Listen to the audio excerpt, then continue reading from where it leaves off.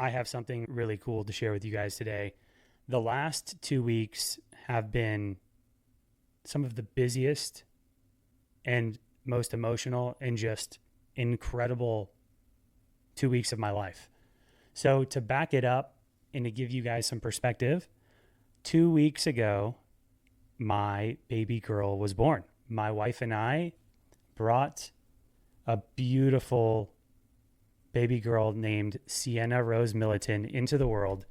And my life has changed forever, and it will never be the same.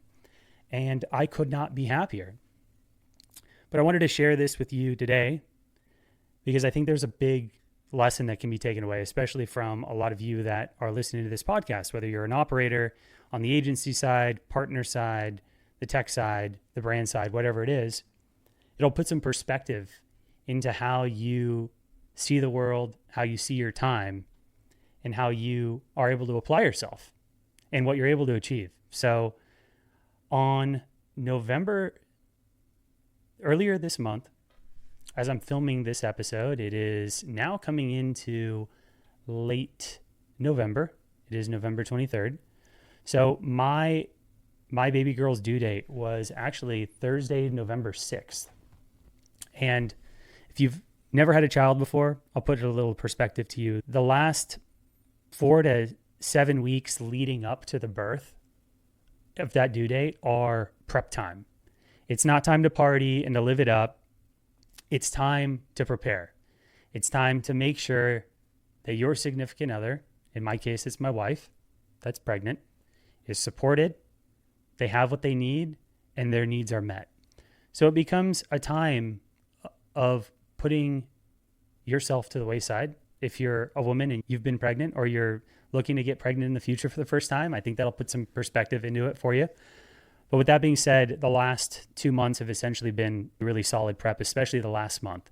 That means I stopped going to events. I stopped traveling. The last event I went to was K-Boss in Boston, Calavio's event.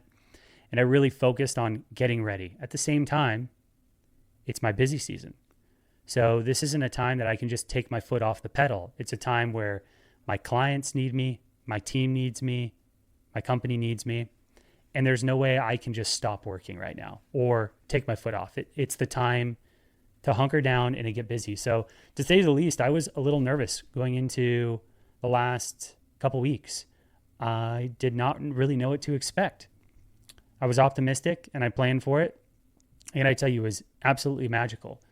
So on the evening of November 6th, my wife actually went into labor. And luckily, we are right down the street from our hospital, literally a minute down the road from Hogue in Newport Beach, which is literally a baby making facility. They have something like 600 to 700 babies a month that are born at this hospital. It's a baby factory. So we went in that night. My wife's water broke in the evening. We were in bed, got her up. We got in there, and our little baby girl came into the world at 4:13 in the morning on Friday, November 7th. And it was absolutely amazing. I could not be more happy and proud and excited and just grateful that my wife and my baby girl are safe and healthy and happy. But after that day, we went into another evening at the hospital, which was really cool. They served us a celebration meal, and the food's actually not that bad. And from there, we had a weekend. We got to leave around midday on Saturday and got home, and we were in it. So looking back at the first 2 weeks of having my first baby during the busiest time of year, the biggest takeaway, and this is a big takeaway that I'll give to all you single people out there and all of you listeners that do not have kids yet, is you definitely 100% waste a lot of time. No doubt. You waste time. You sleep in, you go on social media, you spend time thinking about other things. And I thought I was a pretty busy guy. I thought I hunkered down and really maximized my time. What I've realized is when you put a child into this world and now you're committed to taking care of that child, you're really maximizing your time. Like, there's no dicking around anymore because you have a child to take care of. So when you're working, you better be working. And when you're with your child and you're with your family, you better be with them, taking care of them. And I'm so grateful that my wife has been able to take some time off. Unfortunately for me, like I said, it's my busy season. So there's no way I can take a few weeks off right now. There's just absolutely no way. I took Friday off in the hospital the day she was born, but I was back at it on Monday morning, cranking away. And at the end of the day, what am I going to do? Sit on the couch, relax, hold the baby, feed the baby a little here and there. I'm doing as much as I can. And my wife and I make a great team. I would say the biggest change is the schedule. We're now cluster feeding, which means the baby has to eat every couple hours. So I've been taking the 10 to 11 p.m. shift and the 4 to 5 a.m. shift, which essentially means that I'm in bed by 8. And I know that sounds crazy to a lot of you. You're going to bed at 8. If I didn't go to bed at 8, I could be in a position where I don't go to bed until 12:30. Sometimes the baby might wake up at 11:30, might not finish a feeding until 12:30. So with that being said, you got to maximize your time. And like I said, the biggest takeaway that I'll tell everyone listening that does not have kids yet, you don't know what time looks like until you have another human in this world that you have to take care of. And the last 2 weeks, I've put that into perspective. And one thing that I'm working on more than ever before is figuring out how to maximize the time that I have to work and to operate and to get ahead, because I just don't have the whole weekend anymore to just relax and get caught up on things. I might have an hour or two here or there, like some time I have right now filming this podcast. It's a Sunday evening and I have a little bit of time to get this done for the week. And if I don't take advantage of this time now, it's not going to get done. So looking back at the last 2 weeks and looking forward through the next couple weeks, couple months, few years, I could not be happier to have a child. And it's given me more purpose than I've ever felt before.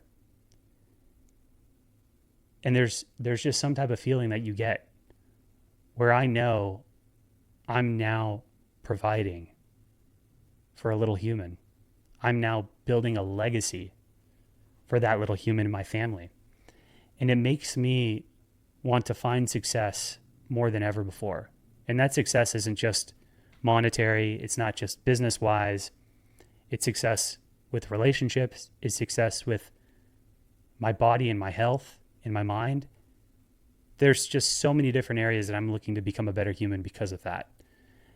And I've heard of this before from other friends and family and colleagues and mentors that have had children before, but it puts it in a new perspective when it's actually you.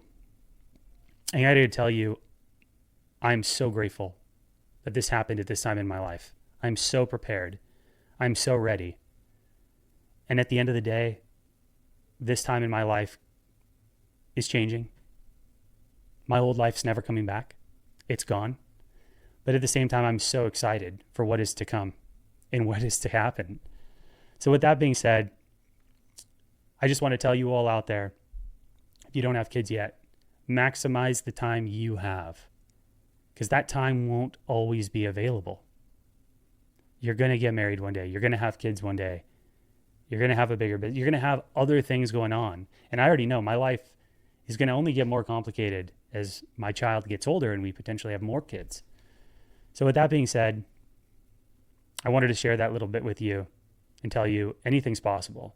Even having a child during the busiest time of the year. It's all possible. And I hope you enjoyed that little story, and I will see you guys on the next one.